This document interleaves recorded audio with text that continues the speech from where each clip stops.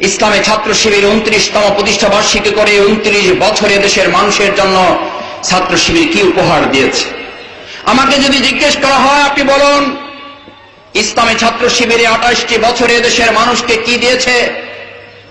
ইসলামী ছাত্র শিবির এদেশের স্কুল আছে, এদেশে তো বিশ্ববিদ্যালয় আছে, মাদ্রাসা আছে, কলেজ আছে,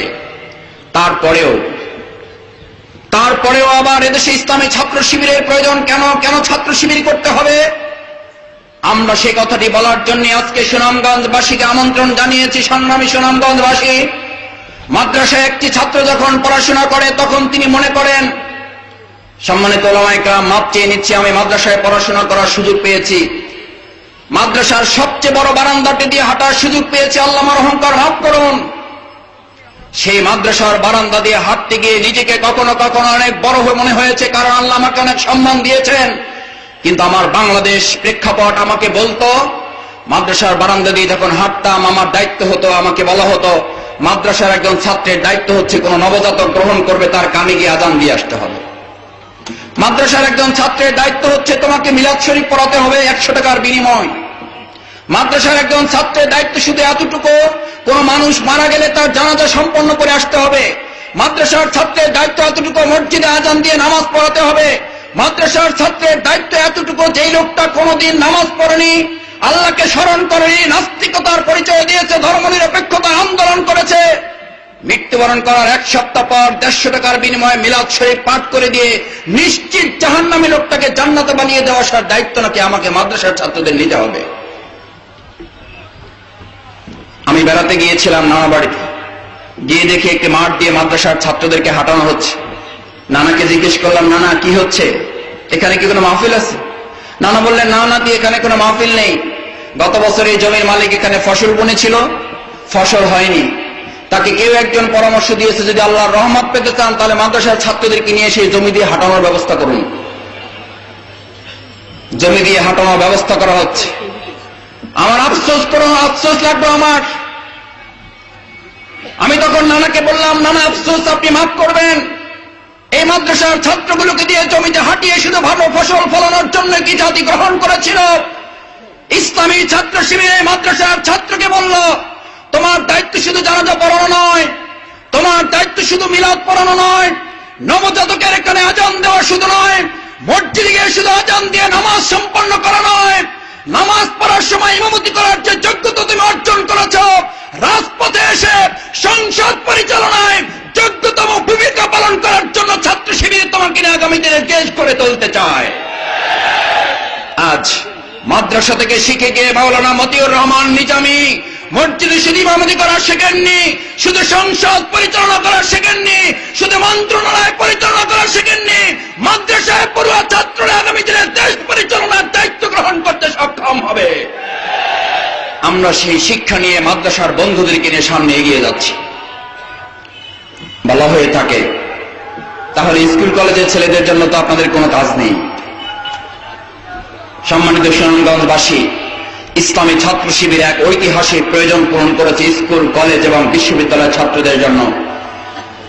বিশ্ববিদ্যালয়ের যে ছাত্রটি জানত না কোরআন কাকে বলে, যে ছাত্রটি জানত না মসজিদে গিয়ে তাকে কি করতে হবে, যে ছাত্রটি জানত না আল্লাহ এবং রসুলের পরিচয় কি, যে ছাত্রটি বুঝতে পারত না মুসলমান হিসেবে তার দায়িত্ব কি, ইসলামী ছাত্র শিবির সেই ছেলেটিকে কোরআন পড়ানোর জন্য বিজ্ঞান শেখার সাথে সাথে, ইংরেজি শেখার সাথে সাথে, অর্থনীতি শেখার সাথে সাথে, সমাজ বিজ্ঞান শেখার সাথে সাথে সেই বন্ধুটির কাছে গিয়ে বলল, প্রিয় বন্ধু, তুমি যদি একজন মুসলমান হয়ে থাকো, মানবতার কল্যাণের জন্য যদি তোমার কাজ করার কোনো প্রয়োজন এদেশে তুমি মনে করো, তাহলে তোমাকে এক পূর্ণাঙ্গ কোরআন শিখে সুস্পষ্ট আদর্শ জ্ঞানের অনুসারী হয়ে তোমাকে দেশ এবং জাতির প্রয়োজন পূরণ করার জন্য সামনের দিকে এগোতে হবে। কারণ তুমি যে জ্ঞান অর্জন করেছ, শুধু মানব রচিত এই জ্ঞান দিয়ে একজন মানুষ পূর্ণতা অর্জন করতে পারে না।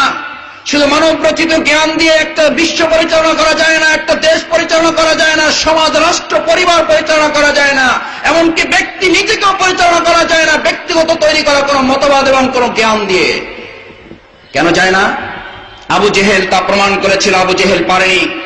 আবু জেহেলের পরে আমাদের এই নব্য পৃথিবীতে আবু জেহেলের আবির্ভাব ঘটেছিল। টি.এস. ইলিয়ট গোটা পৃথিবীর মানুষকে ঘোষণা করে দিয়েছিল আমরা কোরআনের জ্ঞান ছাড়াই। আমি টি.এস. ইলিয়ট আমার ব্যক্তিগত জ্ঞান দিয়ে আমি আজকে এমন টাইটানিক তৈরি করতে চাই যেই টাইটানিক পৃথিবীর কোন শক্তি ধ্বংস করতে পারবে না।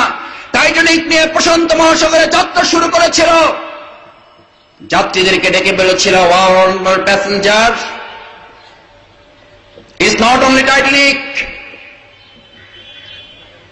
এটি শুধুমাত্র কোন টাইটানিক নয়, but it's only mini state, এটি একটি ছোট্ট রাষ্ট্র। So drink can be merry, তোমরা খাও দাও ফুর্তি করো, ডোন্ট ডিস্ট্রয় ইট, এটিকে কেউ কোনদিন ধ্বংস করতে পারবে না। যে যার মতো খাচ্ছে, যে যার মতো বেড়াচ্ছে, যে যার মতো গান গাচ্ছে, আনন্দ আহ্লাদে নিজেদেরকে উৎফুল্লিত করে তুলেছে। ক্যাপ্টেন গিয়ে টি.এস. ইলিয়টকে সংবাদ দিল, T S. Eliot, our sorrowful news, within 15 minutes a destroy of our Titanic, আর মাত্র 15 মিনিটের মধ্যে আমাদের টাইটানিকটি ধ্বংসের অতল গহ্বরে তলিয়ে যাচ্ছে, so be careful. T S. Eliot প্রকম্পিত কণ্ঠে জানতে চাইল, ক্যাপ্টেন কি এমন ঘটনা ঘটেছে, টাইটানিক অতল গহ্বরে তলিয়ে যাচ্ছে কেন?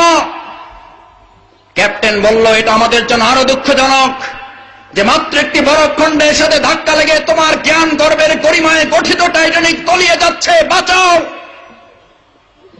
টি.এস. ইলিয়ট বলল, সকল যাত্রীদেরকে ডাকো, honourable passenger, our sorrowful news, within 15 minutes a destroy of our Titanic, so be careful and pray for us now, we are at the time of our death. আর মাত্র 15 মিনিটের মধ্যে টাইটানিকটি শেষ হয়ে যাচ্ছে। মানুষ তার মতবাদ দিয়ে, আমি আমার জ্ঞান দিয়ে তোমাদেরকে রক্ষা করতে পারিনি, এই টাইটানিককে আর বাঁচাবার কোনো পথ নেই, একমাত্র আল্লাহ রাব্বুল আলামিনের কাছে প্রার্থনা করো, তিনি ছাড়া তোমাদেরকে আর বাঁচাবার কোনো রাস্তা আমার সামনে খোলা নেই। আজকে মানব রচিত মতবাদ দিয়ে যারা সমাজ পরিচালনা করতে চান তাদেরকে টাইটানিক থেকে শিখতে হবে, এই দেশে মানব রচিত মতবাদ দিয়ে মানুষকে শান্তি দেওয়া যাবে না।